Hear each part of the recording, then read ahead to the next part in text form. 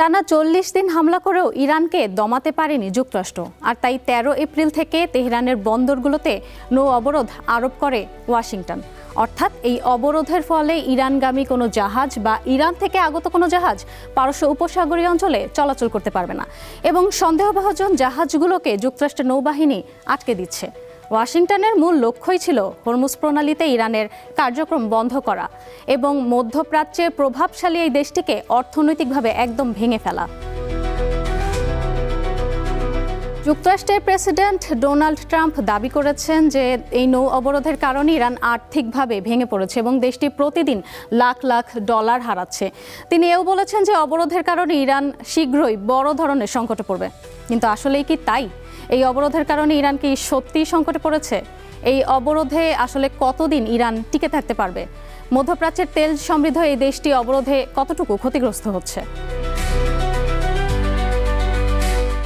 আন্তর্জাতিক ট্র্যাকিং সংস্থাগুলোর তথ্য এবং স্যাটেলাইট চিত্র বিশ্লেষণ করে দেখা গেছে বাস্তবতা সম্পূর্ণ ভিন্ন। যুক্তরাষ্ট্রের কঠোর নৌ অবরোধ উপেক্ষা করেই জ্বালানি তেল রপ্তানি অব্যাহত রেখেছে ইরান। এই সামুদ্রিক বিশ্লেষণ প্রতিষ্ঠান ট্যাঙ্কার্স জানিয়েছে অবরোধের মধ্যেই ৪০ লাখ ব্যারেল অপরিশোধিত তেল বিদেশে রপ্তানি করেছে ইরান।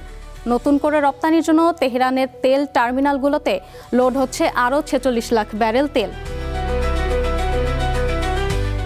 এছাড়া তথ্য বিশ্লেষণকারী প্রতিষ্ঠান ভর্টেক্সা জানিয়েছে গত ১৩ থেকে ২১ এপ্রিলের মধ্যে অর্থাৎ যুদ্ধের মধ্যেই প্রায় ১,৭,০০,০০০ ব্যারেল ইরানি অপরিশোধিত তেল হরমুজ প্রণালী দিয়ে রপ্তানি করেছে তেহরান। এখন প্রশ্ন আসছে, মার্কিন নৌবাহিনীর কঠোর নজরদারি এড়িয়ে কিভাবে তেল রপ্তানি করছে তেহরান?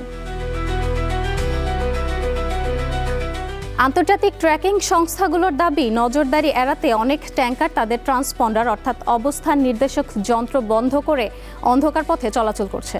হরমুজ প্রণালীর উত্তর উপকূলে ইরানের ভৌগোলিক অবস্থানের কারণে এই কৌশল প্রয়োগ করা ইরানের জন্য বেশ সহজ হচ্ছে।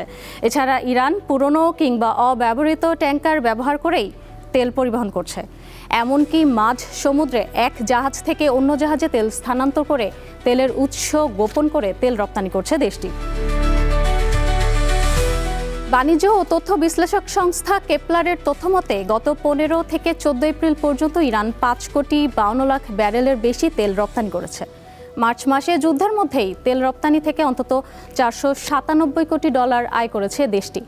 যুদ্ধের আগে দেশটিতে তেলের দাম ব্যারেল প্রতি $৯০ বা তার উপনিচ করলেও যুদ্ধের সময় কিন্তু দাম বেড়েছে $১০০ বেশি। ফলে যুদ্ধ শুরুর আগের তুলনায় গত এক মাসে তেল রপ্তানি কম হলেও ইরান কিন্তু ৪০% বেশি আয় করেছে। তবে যুক্তরাষ্ট্রের এই নৌ অবরোধের কারণে ইরানকে এখন বেশি তেল সংরক্ষণ করতে হচ্ছে। এতে দেশটির সংরক্ষণ সক্ষমতার উপর চাপ বাড়ছে। বিশ্লেষকরা বলছে এ অবরোধ ভবিষ্যতে ইরানের তেল রপ্তানি ধীর করে দেবে, এমনকি উৎপাদন কমাতেও বাধ্য হতে পারে দেশটি। মূলত মার্কিন চাপকে বৃদ্ধাঙ্গুলি দেখিয়ে ইরানের এই তেল সরবরাহ বৈশ্বিক জ্বালানি বাজারে বড় ধরনের ধাক্কার আশঙ্কা কমিয়ে দিয়েছে। যদিও মার্কিন সামরিক বাহিনী জানিয়েছে ইরানের বিরুদ্ধে অবরোধের অংশ হিসেবে তারা এখন পর্যন্ত ৩০টিরও বেশি জাহাজকে জব্দ করেছে বা বন্দরে ফিরে যাওয়ার নির্দেশ দিয়েছে। আর ট্রাম্পের দাবি, এই নৌ অবরোধের কারণে ইরান আর্থিকভাবে ধসে পড়েছে। নগদ টাকার জন্য হাহাকার করছে তেহরান। তবে শিপিং ডেটা বলছে ভিন্ন কথা। সমুদ্রপথে চাপ প্রয়োগ করে ইরানের জ্বালানি রাজস্বের টুটি চেপে ধরার যে ওয়াশিংটনের চেষ্টা, সেটা মূলত ব্যর্থই হচ্ছে।